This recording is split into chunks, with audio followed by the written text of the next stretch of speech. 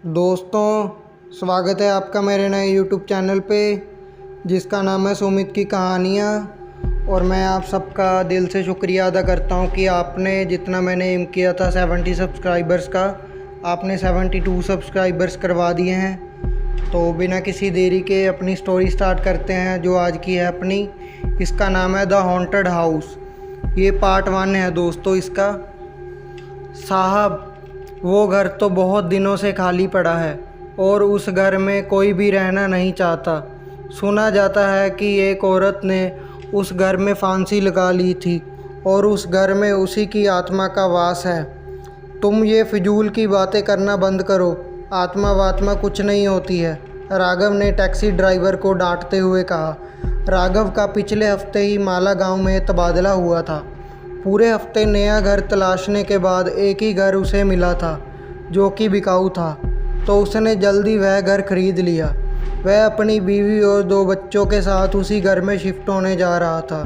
राघव का 9 साल का बेटा साहिल और 8 साल की बेटी डॉली पीछे की सीट पर बैठे ड्राइवर की बातों को ध्यान से सुन रहे थे।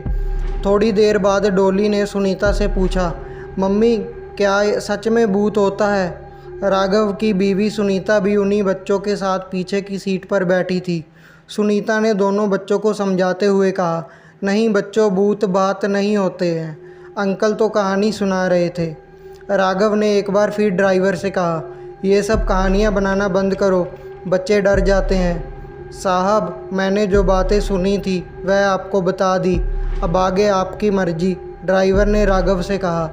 शाम का समय हो गया था, सूरज ढलने को था, लेकिन अभी भी हल्की सी धूप खिली थी। राघव ने ड्राइवर से पूछा, अभी और कितना समय लगेगा? बस पहुंच ही गए साहब, ड्राइवर ने जवाब दिया। थोड़ा और आगे जाने के बाद ड्राइवर ने टैक्सी रोक दी और कहा, लो साहब, आपकी मंजिल आ गई। राघव ने टैक्सी से नीचे उतरकर देखा तो ड्राइवर ने टैक्सी लगभग 100 मीटर पहले ही रोक दी थी। राघव ने ड्राइवर से पूछा, तुमने टैक्सी पहले क्यों रोक दी? अभी थोड़ा और आगे चलो।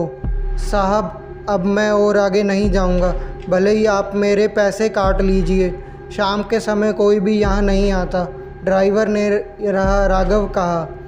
राघव ने उससे ज़्यादा बहस नहीं की और उसका किराया दे दिया। ड्राइवर ने उनके दोनों बैग छत से उतार दिए और टैक्सी मोड़ कर फिर से वापस चला गया।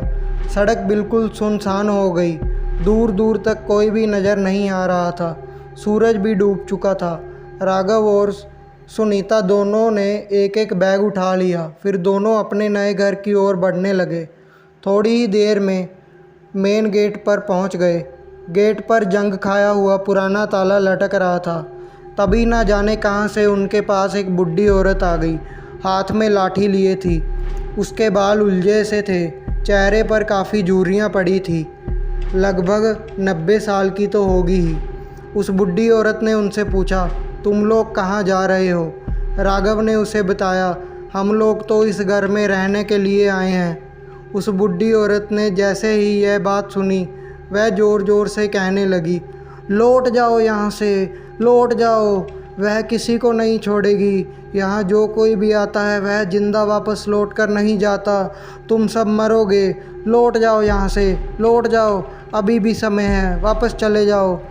तभी उस घर का चौकीदार राम सिंह वहाँ आ गया और उसने उस बुढ़ी औरत को वहाँ से भगाते हुए कहा, चल बुढ़िया, निकल यहाँ से, भाग, कुछ भी बकती रहती है, पागल कहीं की। साहब, आप इसकी बातों पर ध्यान मत दीजिए, ये तो पागल बुढ़िया है, कुछ भी बकती रहती है, आप घर में चलिए। राम सिंह ने जंग लगी सरियों से बने गेट पर लटक रहे ताले को खोलते हुए कहा। दरअसल राम सिंह ही उस घर की देखभाल रखता था और वह माली का भी काम करता था। राम सिंह ने गेट खोला।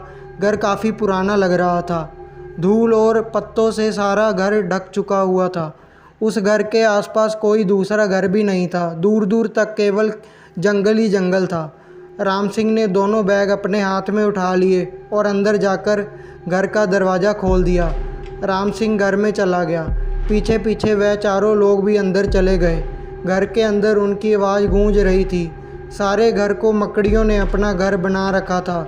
राम सिंह ने फिर उनको उनका कमरा दिखाया जो कि ऊपर वाले फ्लोर पर था। उसने जैसे ही गेट खोला वैसे ही फर से 2 कबूतर कमरे से बाहर उड़ गए। सारा सामान बिखरा पड़ा था। पूरे कमरे में धूल की चादर बिछी थी। राम सिंह ने बैग उनके कमरे में रख दिए और उनसे कहा, साहब आप लोग अपना सामान व्यवस्थित तरीके से रख लीजिए, तब तक मैं खाने का कुछ इंतज़ाम करता हूँ। राम सिंह चला गया। उन्हें पूरे घर को साफ़ करना था, इसलिए उन्होंने कमरे से शुरुआत की और वह लोग तुरंत ही काम पर लग गए। थोड़ी ही देर में उन्होंने अपने कमरे को साफ़ कर लिया और सारा सामान व्यवस्थित तरीके से रख लिया। राम सिंह ने खाना लगा दिया था, इसलिए उसने आवाज़ लगाई, मालिक नीचे आइए, खाना लगा दिया है। सभी लोग नीचे गए। राम सिंह ने सभी को खाना परोसा। खाना बहुत ही स्वादिष्ट बना था। सभी लोग खाना खाने लगे।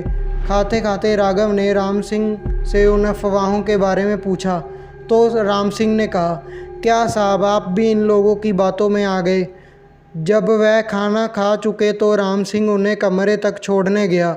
राघव ने देखा कि उसके कमरे के पास एक और भी कमरा था, जिस पर बहुत बड़ा सा ताला लटक रहा था। राघव ने पूछा, इस कमरे में ताला क्यों लगा है। राम सिंह ने उसे कमरे के बारे में कुछ नहीं बताया और हंसकर बात टाल दी। राम सिंह ने राघव से कहा, साहब आप इस कमरे के बारे में मुझे कुछ नहीं पता, बस आप इस कमरे के अंदर मत जाना और ना ही इसे खोलने की कोशिश करना। जितना हो सके इस कमरे से दूर ही रहना। राम सिंह ऐसा कहकर वहाँ से चला गया। फिर वह सभी लोग कमरे में आ गए। सुनीता ने राघव से पूछा, डाली कहाँ है। राघव ने देखा कि डाली उनके बीच नहीं थी।